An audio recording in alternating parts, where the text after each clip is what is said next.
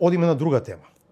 Пред неколку дена Центарот за граѓански комуникации, реномирана невладина организација која што се занимава со теми од антикорупцијата, излезе со наоди од едно нивно истражување, анализа кој што покажа дека трошоците за јавни набавки во здравството во последните 2,5 години, 10 години се зголемиле за 2,5 пати.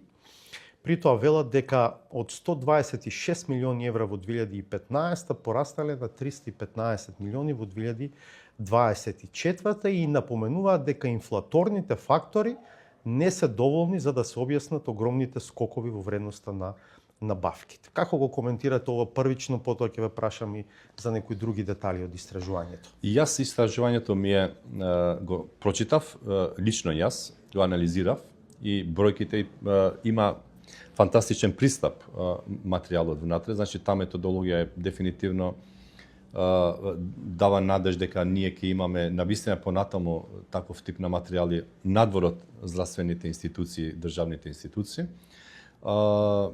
Тука имам, според мене, гледам две причини зошто резултатите се такви. Едната е пак поврзана со централизација на здравствените инфраструктурни капацитети.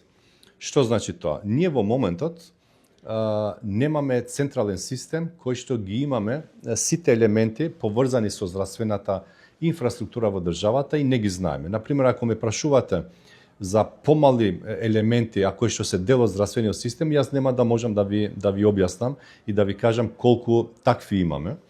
Бидејќи методологијата е стара и не е дигитализирана и заради тоа ние немаме ни увид каков тип на апаратура имаме во нашите клиники, болници и така натаму, јасна, и зошто имаме потреба од дополнително купување на нова опрема.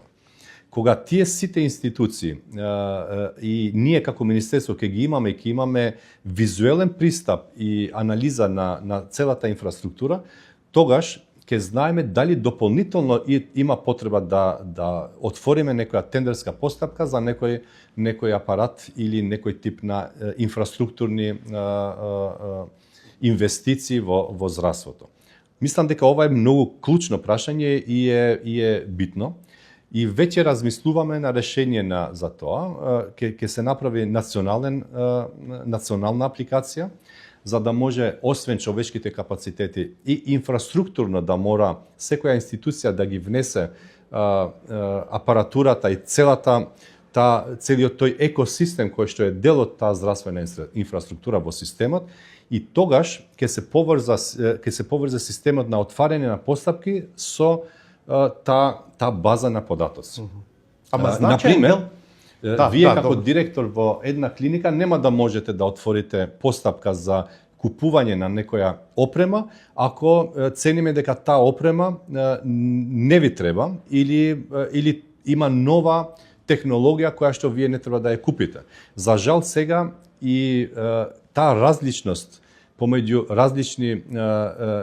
различни инфраструктурни капацитети во нашиот здравствен систем ни прави проблеми. Значи, таа некомпатибилност, некомуникација помеѓу инфраструктурата нам ни прави проблеми. Значи, вие имате една технологија за истата болест во една болница, друга во друга. И пристапот е различен, и сетирањето на апаратурата е различна, чак различно е и пристапот. Значи, таа обука која што треба да има еден лекар за еден тип на инфраструктура не е компатибилна со истиот лекар ако оди во друга институција. И со резултатот на трешноста направен на некој апарат, кога ќе дојдете на клиника, ви велат, не, јас овде сега одново ќе го правам, затоа што не верувам, затоа што ние имаме друг систем и така. И тоа е таа некомпатибилност, верувајте, не само заради здравствени услуги кои што не се компатибилни со ЕУ стандардите, но и исто така ни прави дополнителен притисок во буџетот на здравството, бидејќи 2 пати, 3 пати истата услуга треба да ја платиме. Сега, Центарот за граѓански комуникации вели,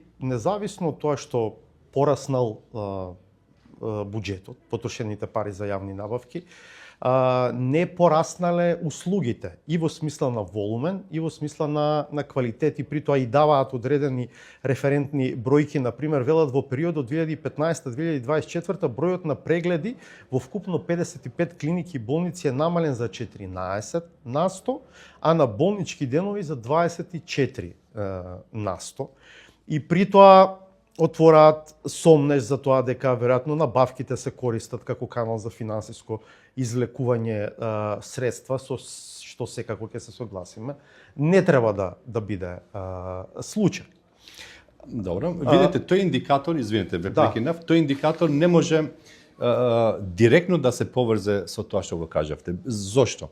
Прво, новите методи кон решавање на здравствен проблем се веќе модернизирани и автоматски намалуваат број на хоспитализирани денови за пациенти. И целта е тоа. Значи, да имате пристап кон една болест, за да може помалце да имате хоспитализирани пациенти од аспект на временска рамка. Тогаш го лекувате многу побрзо, тоа е подобро за економијата, за квалитетот на тој граѓанин, така да не е сигурно дали бројот на намалување на деновите вие пред се мислите. Но добро, и прегледите се намалени, и специјалистичките прегледи се намалени, а расте тој буџет. Може би тоа што загрижува е, тие велат дека речиси половина од тендерите биле завршени со само еден понудувач. Тоа е загрижувачки. И тука исто така има решение. Решението е централизирање на сите информации и таа техничка спецификација да биде компатибилна со другите институции кои што нудат исти или слични здравствени системи.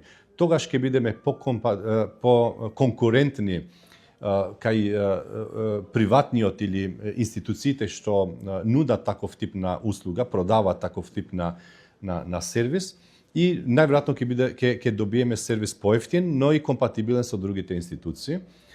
Исто така, од нашите анализи дојдовме до заклучок дека институциите имаат мал број на капацитети на човечки ресурси кои што реално знаат или се лиценцирани за да ја креираат постапката од почеток до крај, јавната постапка, за да биде таа сигурна.